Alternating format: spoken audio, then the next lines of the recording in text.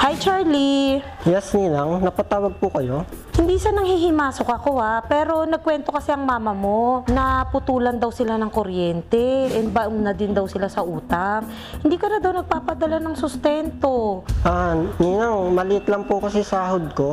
Kaya hindi ko po magawang magbigay ng sustento kay mama.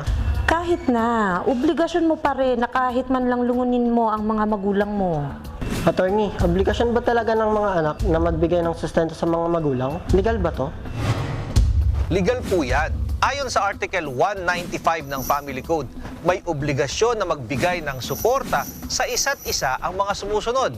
Yung mag-asawa, yung magulang at anak, ascendants at descendants, ibig sabihin, lolo, lola at mga apo.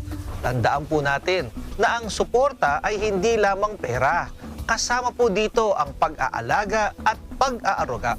Kaya kung paano tayo inalagaan at tinulungan ng ating mga magulang nung tayo ay bata pa, ganon din dapat natin silang alagaan at suportahan sa panahon ng kanilang pangangailangan. Kung kayo po ay may nais ikonsulta sa inyong lingkod, i-follow lang ang Facebook page ng Good Morning Kapatid. Mangyaring i-private message po ninyo sa akin ang inyong mga katanungan. Maraming salamat.